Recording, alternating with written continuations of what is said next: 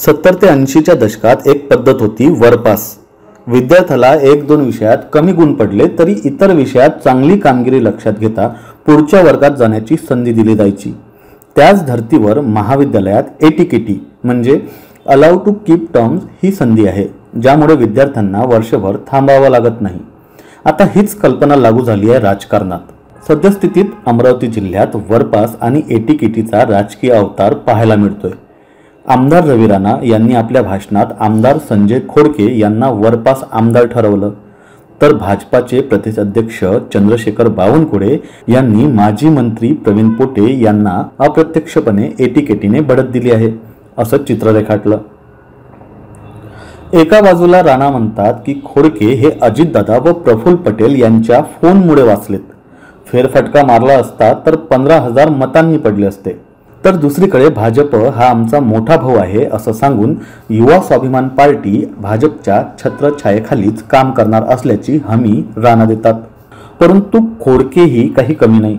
महानगरपालिकेत सत्ता स्थापन केली, विधान परिषदेत संजय खोडके, 2005, 2019 आणि 2024 मध्ये निवडणूक जिंकणाऱ्या सुलभाताई खोडके या सगळ्या गोष्टींकडे दुर्लक्ष करून त्यांच्या क्षमतेवरच प्रश्न उपस्थित केला जात आहे, हेही लक्षात घ्यायला हवं। परंतु हा वाद राणा विरुद्ध खोडके केवळ राजकारणापुरता मर्यादित राहतो का?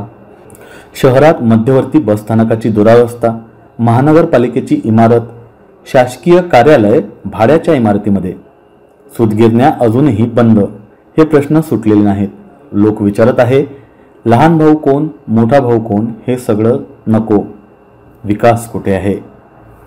दुसरीकडे भाजप मेळाव्यात प्रवीण पोटेंनी गटाटटाच्या राजकारणावर टीका केली, पण चंद्रशेखर बावनकुळे यांनी त्यांनाच कानमंत्र दिला, तुमची जबाबदारी वाढली आहे, निवडणुका जिंकायच्या आहे।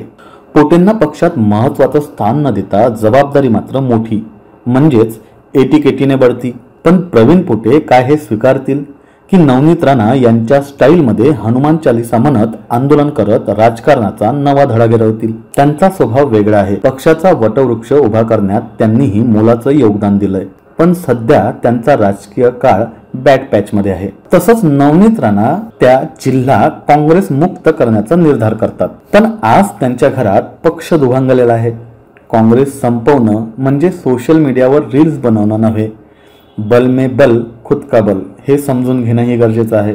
अमरावतीचं राजकारण सध्या वरपास, एटीकेटी, आत्मविश्लेषणाच्या टप्प्यावर आहे, पण लोक विचारत आहे, शहराचं काय, विकासाचं काय? खऱ्या परीक्षेचा निकाल अजून बाकी आहे। गोपाल हरणे, विदर्भ मतदार, अमरावती।